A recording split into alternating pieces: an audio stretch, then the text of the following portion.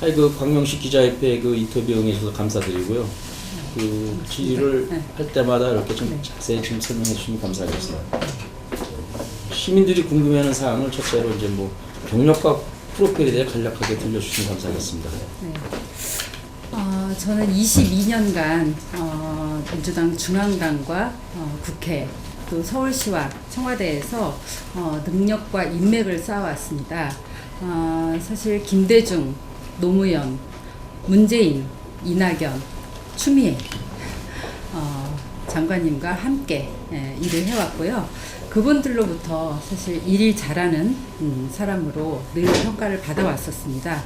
특히 문재인 대통령님이 인정한 실력가라는 제게 자부심이 있습니다. 저는 전북 부안 산골에서 태어난 산골 소녀입니다. 4년 장학생으로 전북대 중문과를 졸업했고요. 그 이후에 연세대에서 지방자치 도시행정을 전공해서 행정학 석사를 받았고요.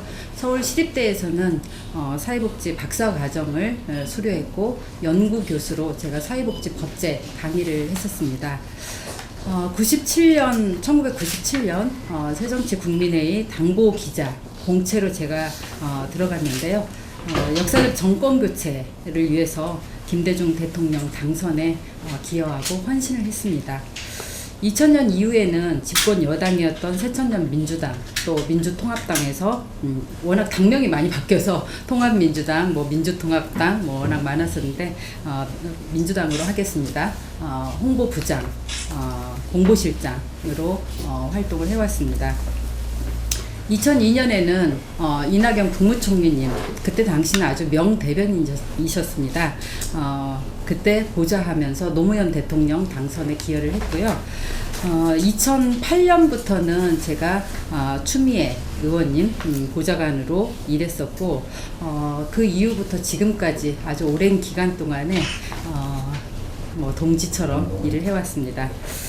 그리고 2012년 대선과 2017년 대선 두 번씩이나 제가 문재인 대통령 후보 부대변인을 지냈었고요. 2014년에는 서울특별시 의회 의장 비서실장을 아마 전국의 의장 비서실장을 여성 최초로 제가 지냈었고요. 그 뒤로 이제 서울시립대에서 연구교수로 지냈고 2017년 대선 또 치르면서 그 기여한 공로로 청와대 1기로 제가 들어가서 선임행정관으로 2년 1개월 동안 근무하다가 이렇게 광명에 왔습니다. 지금은 대통령 직속 국가균형발전위원회 국민소통특별위원으로 활동하고 있고요. 건국대에서는 행정대학원 사회복지학과 초빙교수로 일하고 있습니다. 저희 광명의 시민들이 굉장히 궁금한 사항들이 많아요. 네. 지금 후보자님께서 지금 여기 시민들에 대한 한간에 낙하산이다, 뭐다 이런 그 시민들의 얘기도 들어오고 있고요. 그래서 후보자님이 네. 이력을 잘 시민들이 몰라요. 그래서 초중고 최소한 대학은 아는데 초중고에 어디를 말씀을 안 하셨어요. 그러니까 그것도 간략하게 해주시고 또. 일단 제 초중고 학력에 대해서 궁금해 하시는데요. 저는 전북 부안에서 아까 산골에서 태어났다고 그랬잖아요. 전북 부안군 보안면 월천리 갓점이라는 마을에서 태어났습니다. 그래서 초등학교는 보안초등학교를 나왔고요. 44회 졸업생입니다. 그 다음에 보안중학교 9회 졸업생이고요. 고등학교는 익산에 당시에는 1위였어요. 원광여자고등학교를 나왔고요. 그 다음에 전북대 중어중문학과를 나왔습니다. 그러면 지금 현 지역구를 선택한 광명, 선택한 또 다른 이유가 있으십니까? 혹시 거기서 말씀을? 네네. 제가 여기 질문지에서도 답변을 해드렸는데요. 제가 대학을 졸업하고 첫 사회생활을 여기 광명에서 했습니다. 그 학원에서 아이들을 좀 가르쳤는데요. 그러다 보니까 저의 사회생활 첫사랑이었고 제2의 고향이라고 제 마음속에는 늘 한쪽에 자리 잡고 있습니다.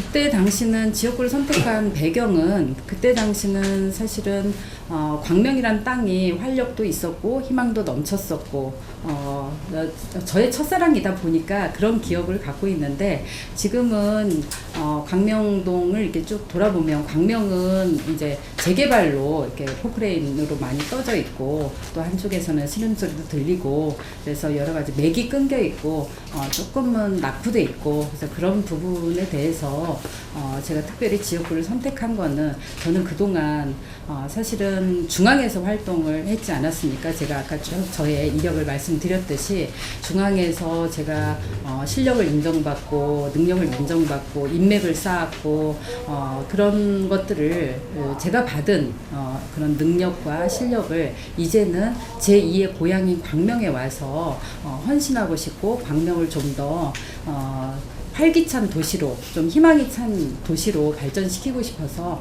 광명으로 내려왔습니다. 청와대에서 2년 1개월 제가 근무했고요. 6월 말까지 근무했고 7월 달에 제가 바로 이사 와서 지금 열심히 뛰고 있습니다. 제가 살고 있는 데는 광명 6동의 해모로 2연 아파트입니다.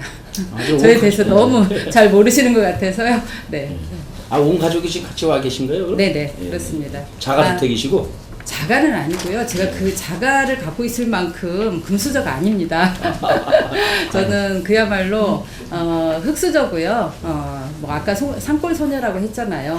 저 대학도 못 보낼 만큼 뭐 시골에서 자랐고 근데 뭐 사실 4년 장학생 보낸 것도 그때 4년 장학생이 됐음에도 불구하고 너무 어려우니 왜냐면 집은 부안 산골이고 대학을 가려면 그때 당시에는 여성들은 대학도 좀 안 보내는 분위기였어요. 예전에 아들과 딸이라는 드라마 기억하실지 모르겠는데 굉장히 전 이렇게 힘든 시절이었고 근데 사실 대학도 한 학기만 대학 문턱이라도 밟아보라 라고 하면서 겨우 보냈는데 이제 뭐 제가 열심히 공부하고 하다 보니까 대학도 졸업하게 된 것입니다. 네.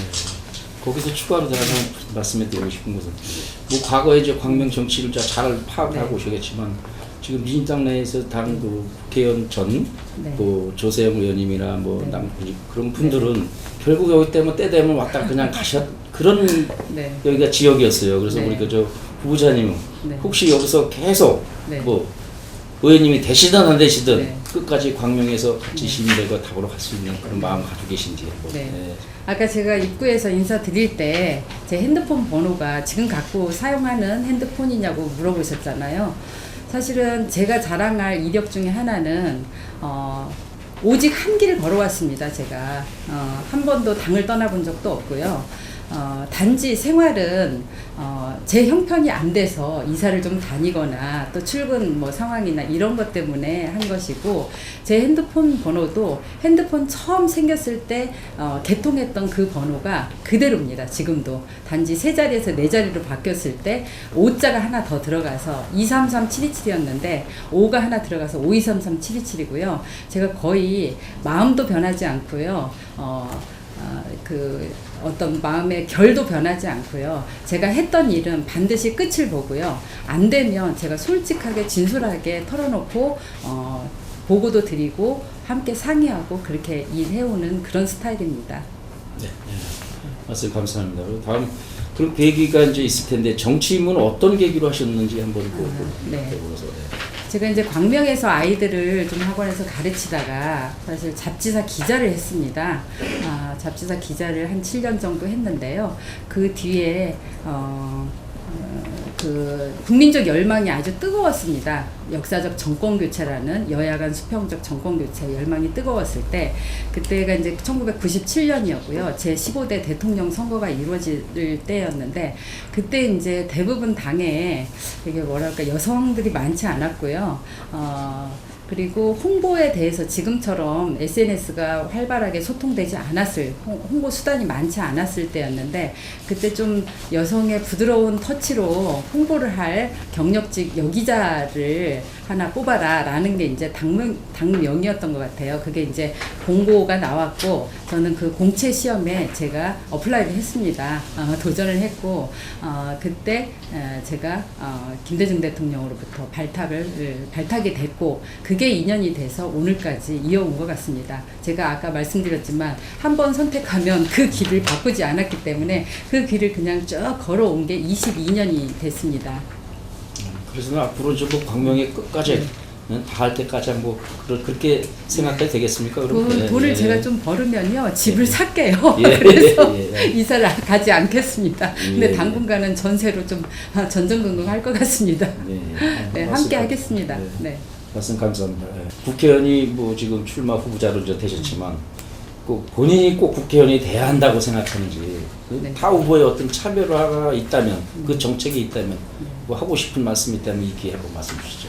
아까 말씀드렸는데 광명은 좀 특히나 갑은 을에 비해서 약간 낙후된 감이 있고요. 제가 늘 언론 인터뷰에서 말씀드렸는데 도시에 차이는 있어도 차별은 없어야 된다. 차별받아서는 안 된다라는 게 제 생각입니다. 그래서 광명은 좀 힘있는 국회의원, 힘있다는 거는 여기에서 광명 지역 발전을 위해서는 결국은 예산이지 않습니까? 모든 사람이 다 정책, 공약, 뭐 약속할 수 있는데요. 그걸 아마 못 지키고 싶어서 안 지키는 정치인은 아무도 없다고 생각합니다. 예산을 끌어와서 그 지역의 어떤 사업들이라든가 시민들이 원하는 그런 정책들을 해낼 힘이 있는 국회의원이 돼야 되는데 저는 그동안 아까 말씀드렸듯이 22년간 그런 능력도 인정받았고 또 청와대에서 이 정부에서 국정과제를 맡아서 수행해 왔기 때문에 국정 철학도 잘 이해하고 그다음에 이 시대 과제와 광명의 지역 주민들의 니즈를 잘 반영해서 일을 하겠습니다. 그럼 지금 국회의원이 만약에 되신다면 물론 꼭 대개 목적을 가지고 이제 하시는 거겠지만 그럼 중앙 정치와 이 지역구 간에 이제 있을 거 아닙니까? 이 지역구가. 그러면 국회의원이 되신다면 중앙 정치와 지역구 관리를 어떻게 할 것인지 거기서도 한번 좀 구분해서 말씀해 주시면 감사하겠습니다. 국회의원은 그야말로 국민을 대변하는 대표성도 있고요. 또 여기 지역을 대변하는 지역 대표성도 있습니다.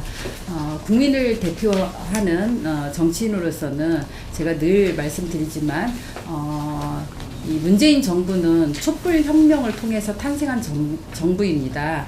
그래서 내 삶을 바꾸는 정권 교체를 위해서 민생의 안정을 위해서 제가 노력을 할 것이고요. 그 다음에 노동이 존중받는 그런 사회, 또 차별받지 않는 사회를 위해서 일하겠습니다. 그리고 지역민들을 위해서 대변할 수 있는 일들을 하겠는데요.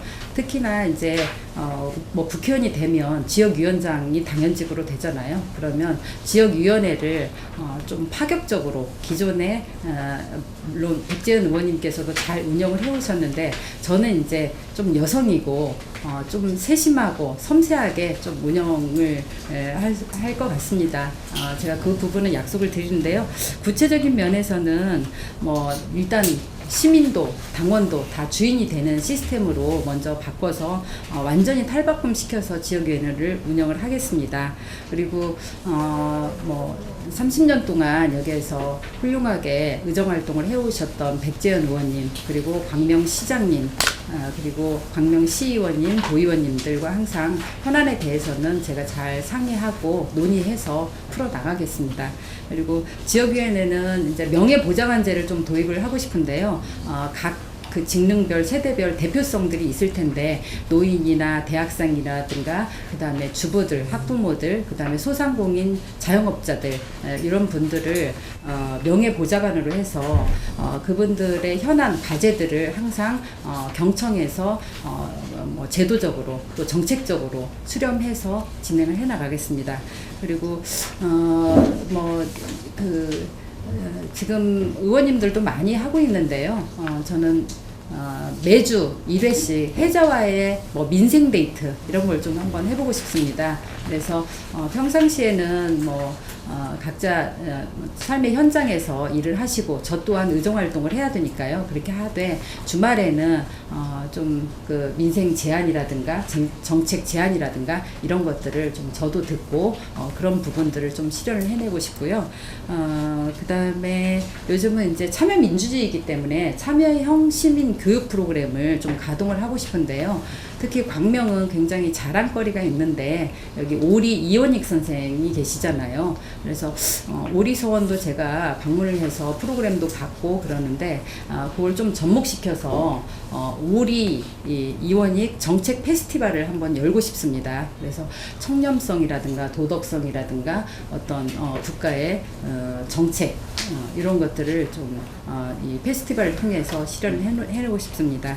그리고 뭐 이제 당원 정책 워크숍이라든가 뭐 단합대회라든가 그리고 이제 선진지 현장 탐방이라든가 그다음에 나도 국회의원이다라는 어떤 이제 거기에 철학적 배경을 갖고 시민 정치 뭐 발표회라든가 이런 것들을 좀 개최해서 좀 활발하게 좀 정책 페스티벌, 정치 페스티벌처럼 광명을 활발하게 좀 운영을 하고 싶습니다. 네, 아주 좋은 말씀 많이 주셨는데요. 그 후보자님은 지금 뭐 때가 충복된 지일지 모르겠지만 정치 철학과 어떤 뭐 계획이 있다면 또 거기에 이제 그러면 거기서 더불어 한번 함께 말씀해 주시면 감사하겠습니다. 보통 정치 철학하면 굉장히 무거운데요. 저는 좀 쉽게 접근하고 싶습니다. 왜냐하면 제 그 사무실이 크로앙스 6층에 있는데요. 거기에 이제 저에 대한 홍보물이 이제 부착이 돼 있잖아요. 그러면은 그 앞에서 대부분 분들이 말씀을 하시기를 문재인 대통령하고 송가인이 찍었네? 뭐 이런 말씀을 하세요. 그래서 임혜자는 별로 잘 모르시고 송가인이라고 자꾸 하시더라고요. 요즘 워낙 송가인이 가수가 사랑을 받고 있다 보니까 그런 것 같습니다. 저도 얼굴은 송가인인 것 같고요. 정치는 임혜자가 임가인처럼 잘 하겠습니다. 좀 송가인 노래가 아주 이 국민들의 이 애환을 잘 담아내서 아마 사랑을 받는 것 같은데요. 임혜자도 좀 송가인처럼 얼굴만 닮을 게 아니라 좀 따뜻하고 시원시원한 정치로 좀 사랑을 많이 받아보겠습니다. 뭐 지역과의 뭐 소통 방법, 뭐 지역민하고 뭐 그런 게 있기 때문에 또 한번 네. 지역과의 소통 방법은 제가 이미 22년 동안 해왔던 일들이 뭐 높은 자리에서 일했던 게 아니고요. 항상 낮은 자리에서 현장에서 일을 해왔습니다. 특히 이제 청와대 2년 1개월 동안은 저는 갈등, 현안, 아주 우리 사회에 가장 뜨거운 핫 이슈들을 제가 갈등 현안들을 조정하고 관리하고 해결했던 그런 업무들입니다. 근데 그 업무를 진행하면서 참 마음도 힘들고 조금 뭐랄까 같이 마음이 아프기도 하고 그렇다고 이게 정책적으로 제도적으로 바뀌지 않으면 그 문제들을 해결할 수 없는 문제들도 많았습니다. 그러면서 제가 터득한 게 육관왕의 법칙이라는 걸 제가 터득을 했습니다. 이거는 저한테 특허권이 있는데 저작권이 있는데요. 그 관심을 갖고 관찰을 하게 되면 관점이 바뀌고 또 관통하게 되고 또 그러다 보면 관철이 되는데 그러면 관계가 좋아진다라는 그런 판단을 제가 했습니다. 그래서 육관왕의 법칙이라고 제가 명명을 했는데요. 광명이 이응이지만 어감상으로는 같은 관으로 들리는 것 같아요. 그래서 제가 광명에서는 칠관왕의 법칙을 한번 전설을 좀 만들어 보겠습니다. 그래서 제가 페북에도 그런 글을 썼는데요. 지금은 초갈등의 시대고 그 갈등은 결국은 정치 영역에서 해결하지 않으면 안 되는 사안들입니다. 아까 여기 기자협회 사무실을 오면서 제가 광명시청 앞을 지나왔는데요. 그 앞에도 현수막이 몇 개가 걸려 있더라고요. 청와대에는 거의 100여 개가 나붙어 있어요. 날마다 철거하고 다시 또 오고 뭐 진짜 단식하고 뭐 이런 노숙을 하고 고공농성을 하고 뭐 목숨 건 단식과 목숨 건 고공농성을 많이 했는데 그런 것들을 제가 관리하고 해결하면서 느꼈던 그게 바로 육관왕의 법칙이고 광명에서 칠관왕의 법칙으로 시민들과 소통하고 어려운 문제들 있으면은 조정하고 해결해 나가겠습니다. 사실 길이 없는 것도 많고요. 답이 없는 것도 많습니다. 근데 길이 없으면 같이 고민하다 보면 조그만 오솔길이라도 생기게 되고 특별한 뭐 묘수가 없으면 뾰족수라도 나오게 되더라고요. 그러니까 얼마만큼 열정을 갖고 함께 하느냐에 따라서 작은 방법이라도 찾을 수 있다고 생각합니다. 물론 해결이 안 되는 것도 많았습니다. 이제 이번에는 이제 저희 그 질의하는 것도 시민의 이제 뭐 목소리 한번 또 들려드리고 싶어요. 시민의 이제 중에 이제 당원이라고 그래요. 민주당 아주 오랜 있었던 당원이라고 하신 분이 그 저희한테 이제 말씀하시는 게 지금 정치 상태에 대해서는 좀 질의를 하시더라고요. 그래서 뭐 조국 사건 뭐 이런 거 내용을 아시지 않습니까? 이로 인한 이제 국민이 둘로 갈라지는 이런 그 모습이 안타깝다고 민주당 당원으로서 이제 좀 안타깝다 이래요. 그래서 그 우리 임혜자 그 후보님은 청와대에 근무한 사람으로서 또한 현 백지원 의원 불출마 선언으로 강명갑 지역에서의 그 민주당이 과연 사수할 수 있겠냐 뭐 그런 우려의 목소리가 있다고 합니다. 그래서 그 당원으로서의 그 아까도 좋은 말씀 많이 하셨지만 내가 그 당원이기에 이것만큼 꼭 후보자님한테 남달리 각오가 있다면 그 더불어 그 견해를 한번 피력을 뭐 해주시길 바란다고 이렇게 당원이 이렇게 저희한테 연락이 왔네요. 말씀 주시죠. 기자협회에 대한 시민들의 요구라든가 기대가 굉장히 큰 것 같습니다. 그런 자리에 저를 불러주셔서 또 감사드리고요. 아까 둘로 갈라져 있다. 또 맞습니다. 점점 갈라져 가고 있는 것 같은 게 저도 안타깝고요. 그게 저는 갈등이라고 봅니다. 하물며 칡나무와 등나무도 얽히고 설키면서 꼬여 있잖아요. 그래서 갈등이라는 그래서 단어가 생긴 거고 제가 아까 말씀드렸듯이 갈등, 초갈등 시대고요. 근데 그 갈등은 그럼 왜 생기느냐? 왜 둘로 쪼개지느냐?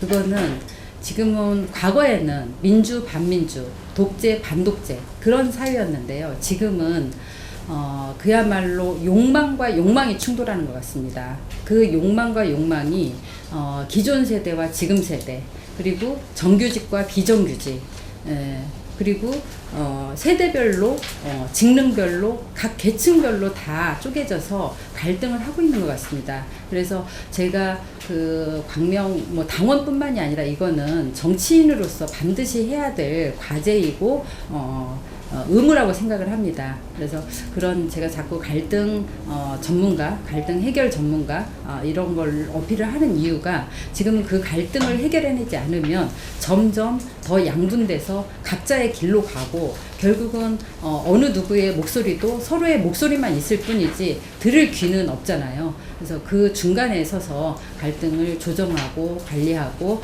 또 해결책을 제가 만들어 보겠습니다. 해법을 찾겠습니다. 광명의 정치인으로서 시민을 위한 활동과 그동안에 이제 짤막한 시간이 지나 오신 지가 거기 뭐 업적이 있다면 뭐 제가 그동안 이 업적이라고 답변을 솔직하게 말씀드리면 업적이라고 말씀을 제가 드릴 수 있는 게 없습니다. 왜냐면은 저는 중앙에서 일을 해왔기 때문에 제 이력이 다 말해주는데 그동안 물론 제가 6월 30일까지 청와대 근무를 하고요. 7월 1일부터 제가 여기 와서 뛰었지만 지금까지 들은 거는 광명이 좀 새롭게 변화해야 된다. 발전을 해야 된다. 그런 요구나 과제를 저한테 준 거지 제가 그 과제를 바로 하루아침에 해결할 수 있는 과제들은 아니었고요. 그래서 그동안 제가 청와대에서 뭐 해왔던 업적들을 좀 말씀을 대신 드리겠습니다. 왜냐하면 모든 현안 과제는 중앙 과제와 지역 과제가 분리되는 게 아니고 하나로 유기적으로 돼 있기 때문에 제가 해왔던 과제들을 좀 소개를 해드리면 이 사람이 지역의 광명에서도 어떤 정도로 일을 할 수 있겠네, 어느 정도의 내공과 실력이 있겠네 라고 판단하실 것 같아서 제가 그 부분을 말씀을 간단하게 드리겠습니다. 제가 지금 이 옷에 달고 있는 이 배지는 4.3 배지입니다. 제주 4.3. 제가 제주 4.3 유가족 지원 업무를 했습니다.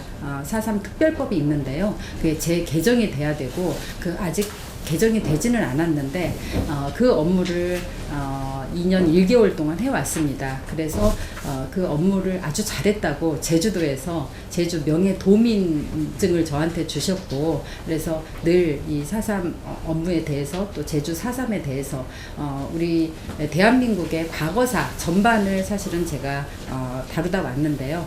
그래서 제주 4.3 업무라든가 또 형제복지원 사건이라든가 이런 거 진상규명 이런 것들이 아직 규명이 되지 않았고요.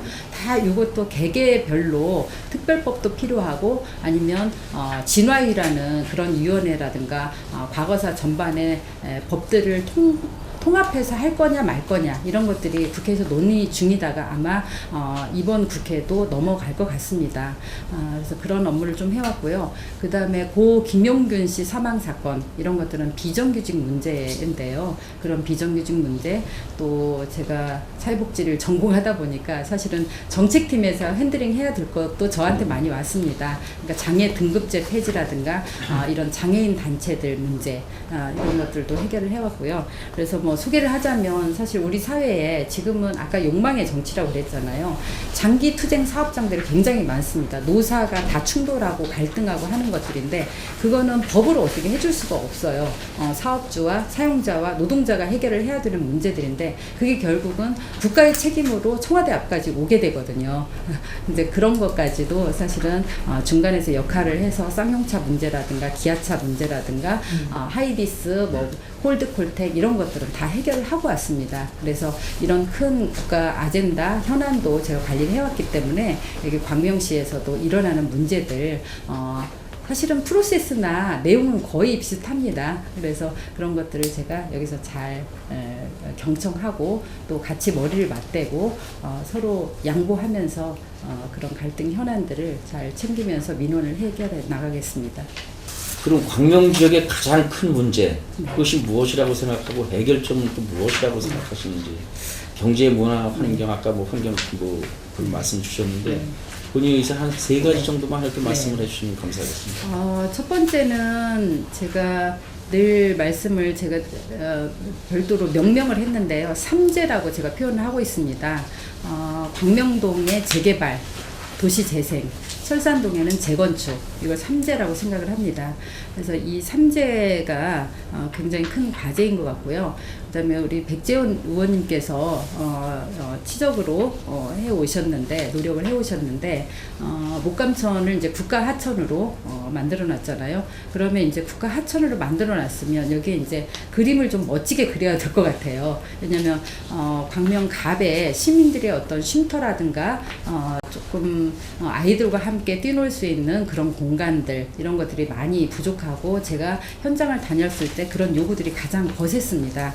그래서 그 목감천 개발이라든가 또 아이 키우기 좋은 교육 특별시 광명시를 좀 만들고 싶어서 그런 거는 다 이제 인프라를 깔아야 되기 때문에 예산을 이제 적재적소에 배치해야 될 의무가 좀 있는 것 같고요. 그래서 첫 번째는 아까 그 3제 문제 요거를 해결하려고 제가 여름부터 굉장히 고심을 많이 했는데요. 사실은 모든 현안들이 법과 제도로 뭐 입안해 주지 않으면 그게 바뀌지를 않습니다.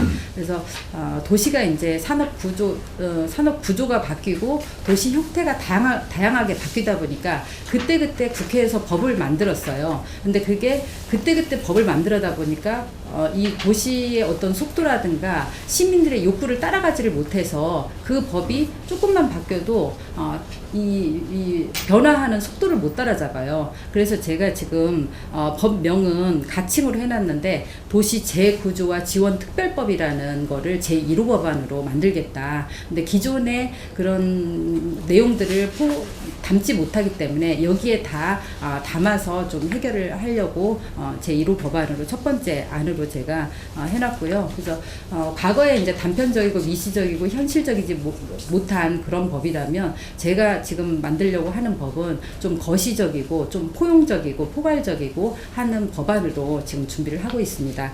그리고 그 두 번째는요, 목감천 관련 아까 뭐 모두에 말씀드렸지만 양재천 하면 딱 아마 멋지게 상상이 될 거예요. 그래서 양재천이나 일산 호수공원이나 이런 것들처럼 개발을 해서 또 요즘은 애견 애묘들이 많잖아요. 그래서 반려견과 함께 좀 마음 편히 산책도 하고 도심 속에서 휴식 공간을 좀 만들어서 시민들에게 좀 편안하고 행복한 광명 시민이 될 수 있도록 그렇게 만들어 보겠습니다. 그리고 세 번째는 아까 아이 키우기 좋은 교육특별시 광명시를 좀 만들고 싶은데요.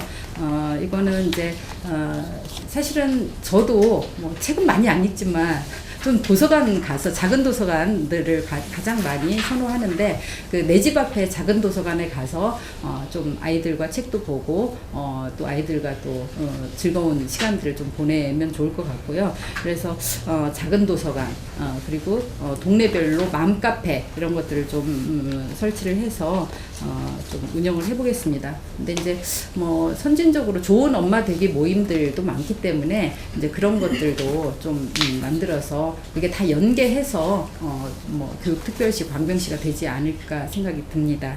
너무 많을 것 같아서요. 네, 그래요. 네, 너무 감사하고 또 그리고 근데 이 대목에서 이제 중복이 되고 공교롭게 시민들이 궁금해하는 사항이 또 있어요. 여기 더불어서 이제 그 지금 말씀 중에 그래서 뭐 우리 그 광명동에 사시는 분이라고 해서 이제 연락이 온 건데 뭐 중앙 정치는 뭐 잘 하시겠지만 중앙 정치에서 이제 결국 광명과 연계가 되니까 우리 광명을 잘 살펴줘야 되고 살림살이를 아셔야 된다라는 취지에서 얘기하신 것 같아요. 이런 그 안이 질의 내용이 다 중복된 게 굉장히 많이 들어오는데 유독 구로 차량기 이전 반대에 대한 소식을 알고 계시죠? 그리고 광명 동굴에 대해서 그 시민의 혈세가 과다 투자해가지고 뭐 상당히 어떤 비판적인 여론도 또 많이 들으셨을 거라고 저는 보고 있는데요. 그리고 또 아까 지금 전자에 말씀하신 그 광명동의 저 재건축 뭐 이런 재개발을 하면서 어떤 지금 이사나가고 하면서 문제가 그 우범 지역이 지금 나가고 막 하니까 그 우범 지역이 양상이 되고 있다. 이런 우려의 목소리들이 지금 굉장히 지적이 많은 걸로 있어요. 지금 그래서 시민들이 이런 후보자님의 이런 차량기 이전 반대 운동과 광명 동굴에 대한 그 지금 광명 시민 혈세가 과다 투입해서 있던 비판적인 여론, 또 재건축에 대한 재개발에 대한 그 문제에 대한 우범 지역으로도 양상되고 있는 문제, 이런 해결책과 대안이 있다든가 생각이 있으시면 그걸 좀 한번 말씀드리려고 그래요. 사실 질문이 굉장히 세 개가 다 거의 한 질문에 1시간 정도 할애를 해야 될 질문들이거든요. 간단하게 말씀드리면 일단 작년 2019년 광명시에서 선정한 10대 뉴스에서 1위가 바로 구로 차량기지 이전 반대였습니다. 저는 여기 광명시에 예비 국회의원 후보로 출마를 한 사람입니다. 그러면 저는 광명 시민의 목소리를 대변을 해야 될 의무가 있습니다. 구로 차량기지 이전은 광명 시민의 재산권, 생명권, 미래 가치를 지키기 위한 투쟁이라고 생각을 합니다. 저는 광명 시민 편에 서겠습니다. 광명 시민들의 목소리를 앞장서서 제가 대변을 하겠습니다. 이미 제가 청와대에서 그런 갈등을 해결해 왔기 때문에 지금 당장 안개 속에 쌓여 있고 설령 길이 없다 할지라도 해법을 제가 찾겠습니다. 그리고 아까 그 광명 동굴과 관련해서는요, 제가 사실은 얘기는 많이 들었고요. 저도 살펴는 보고 있는데 그 부분은 제가 별도로 자리를 만들어서 입장을 좀 밝히겠습니다. 여기에는 다른 현안들하고 같이 연결되어 있는 것도 있고요. 저도 이제 정책 발표를 좀 해야 되기 때문에요. 그 부분은 별도로 말씀을 드리고요. 아까 그 재개발 재건축 되는 과정에서 우범화 우려를 많이 하시는데요. 그 불가피한 이게 상황들이 많이 진행이 되는데 그 부분도 아까 제1호 법안에 이렇게 담아서 같이 해법을 좀 찾겠습니다. 그리고 그런 현장을 실제 제가 여름에 좀 방문을 하면서 목소리도 많이 들었고 거기에 대한 대책에 대해서도 저도 고민하고 찾을 방법들을 생각을 하고 있으니까요. 그것도 별도로 정책 간담회나 이런 데 통해서 좀 저의 뭐 계획이라든가 비전 이런 것들을 좀 밝히겠습니다. 그렇다면 국회의원이 되신다는 말입니다. 우리 가장 먼저 무엇부터 할 것인지 한번 말씀을 좀 해주시죠. 이 부분은 사실은 길게 할 뭐 내용은 없는 것 같고요. 이미 다 말씀을 드렸기 때문에요. 제가 말씀드린 현안들은 다 국회 상임위를 국토위로 가야 됩니다. 제가 국토위로 가겠습니다. 국토위원이 되겠습니다. 가서 예산을 따오고 그 다음에 이 지역의 현안에 대해서는 시민들과 함께 상의해서 그림을 그리고 계획을 만들고 그렇게 진행을 하겠습니다.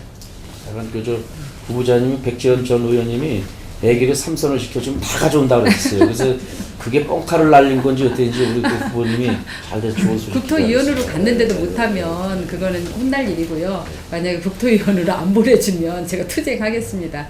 그리고 이미 제가 현수막에도 그 슬로건을 제가 일 하나는 똑부러지는 임혜자, 뭐 힘있는 광명, 광명 발전이 빨라집니다. 뭐 다 그런 쪽으로 했기 때문에요. 시민의 열망과 요구가 어떤 것인지 너무 잘 알고 있습니다. 단지 그렇게 힘있게 예산을 가져올 수는 있느냐 없느냐, 이거는 다 상임위로 국토위로 가지 않으면 해낼 수 없는 일들이기 때문에 거기에 저의 열정을 다 쏟아붓겠습니다. 네, 말씀 감사합니다. 진심, 네. 성심, 네. 충심, 삼심을 다해서 일하신다 그랬어요. 네네. 네? 그동안에 그런 가운데 네. 삶 중 후회를 해본 적이 있다면, 또 가장 잘한 일이 있다면, 네네. 이런 삼심을 가지고 살으셨는데 그걸 한번 피력을 해주시죠. 예. 사실은 제가 시골에서 어렵게 자랐기 때문에요. 그 키다리 아저씨라는 책을 보면서 저에게도 좀 키다리 아저씨가 나타나서 저 공부도 시켜주고 세상도 좀 알게 해주고 누군가 이렇게 이끌어줬으면 좋겠더라고요. 그러니까 저희 차만 운전을 하더라도 내비게이션이 없으면 못 찾아가잖아요.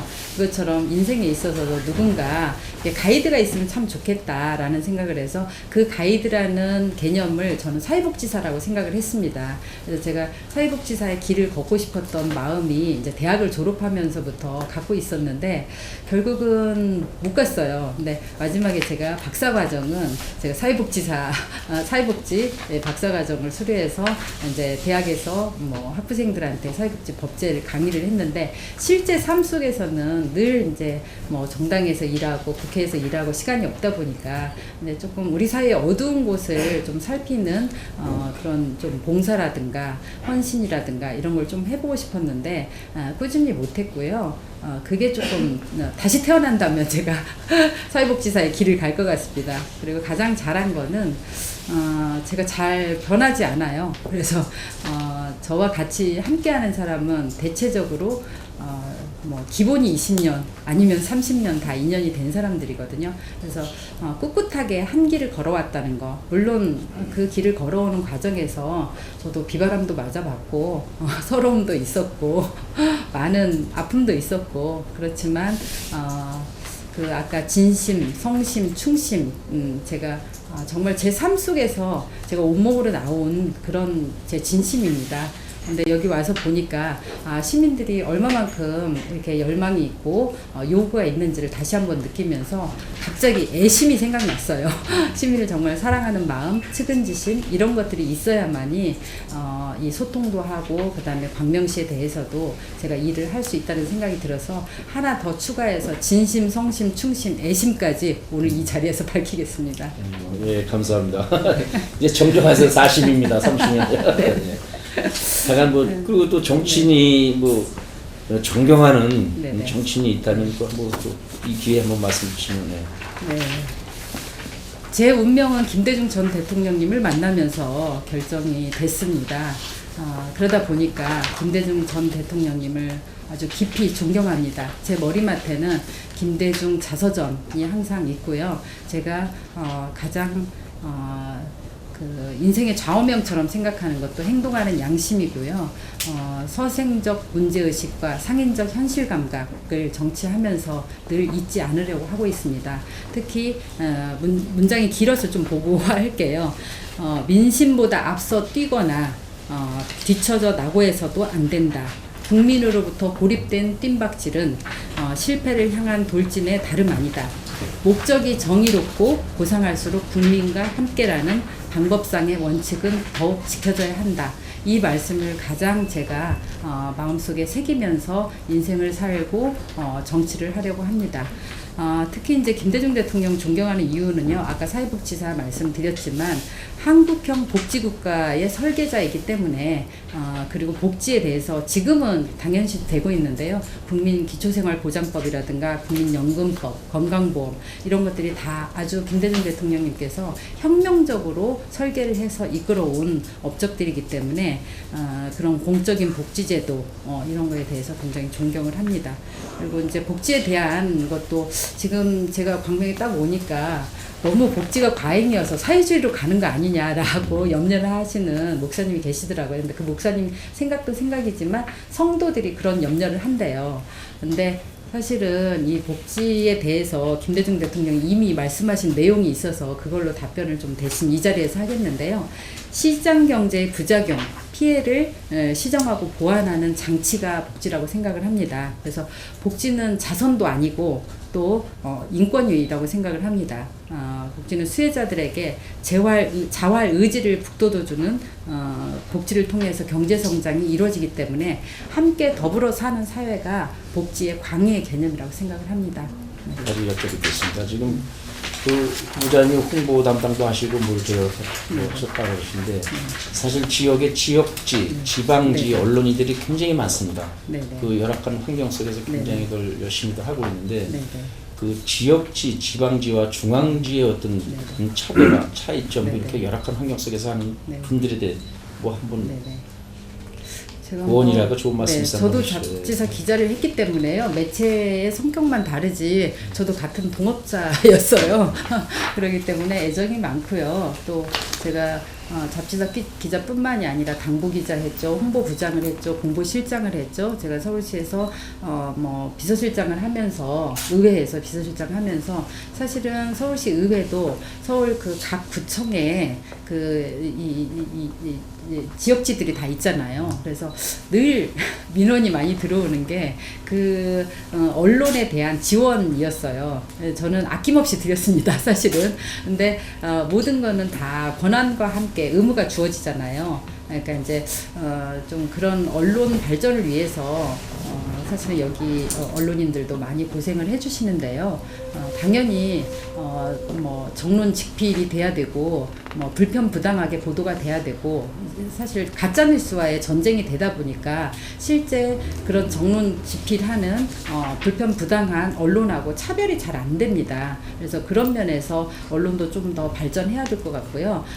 저희도 정치 영역은 그런 언론을 통해서 이게 뭐 홍보가 되기 때문에 서로 상생해야 된다고 생각합니다. 그냥 마지막으로 제가 유머를 하나 말씀드리자면 예수님께서 21세기에 부활한다면 첫 번째 부활하기 전에 질문이 있답니다. 그 첫 번째 질문은 기자 왔어? 라고 물어보고 부활을 한답니다. 그만큼 부활을 하든 정치를 뭐 잘하든 못하든 이 홍보 국민들께 알리는 것은 언론이기 때문에 언론이 발전해야 되고 그 발전에 반드시 지원이 돼야 되지 않겠습니까? 그런 철학을 갖고 있습니다.